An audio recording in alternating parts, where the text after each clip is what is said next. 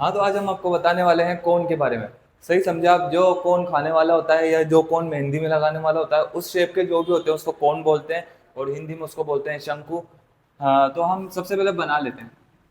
Diagram यार बनाने में जोर आता है।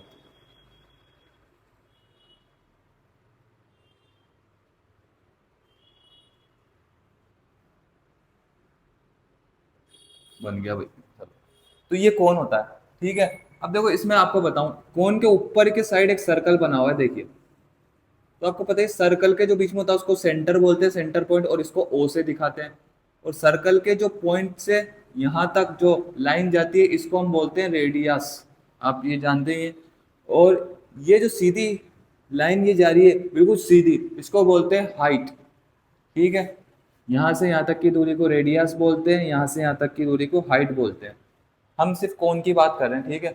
अब देखो, ये जो जा रही है फिसल पट्टी की तरह यूं जा रही है, इसको भी हाइट बोलते हैं। लेकिन ये अलग से हाइट होती है, इसको बोलते हैं इंग्लिश में स्लांट हाइट। और इसको दिखाते हैं हम एल से। किससे दिखाएंगे? एल से। अगर मैं बोलूँ स्लांट हाइट तो आप समझ जाना, इसको हम दिखाएंगे एल से। ठीक है। ये जो यहाँ से यहाँ तक की दूरी होती है वो होती है रेडियस, क्योंकि इस पे सर्कल बन रहा है।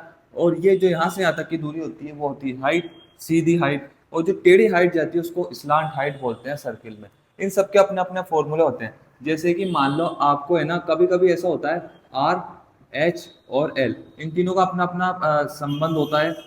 आर अगर आपको निकालना हो तो एल का स्क्वायर माइनस एच का स्क्वायर। और अगर मान लो आपको एच निकालना हो, एच मतलब हाइट, तो एल के स्क्वायर में से आर का स्क्वायर माइनस करते हैं। और अगर मान लो आपको एल ही निकालना हो तो एच के स्क्वायर में आर का स्क्वायर प्लस करते हैं। देखो, ये दोनों दे दे ये निकालना हो तो ये फॉर्मूला लगता है, ये दोनों दे दे ये निकालना हो तो ये फॉर्मूला लगता है, और ये दोनों दे दे ये निकालना हो तो ये फॉर्मूला लगता है।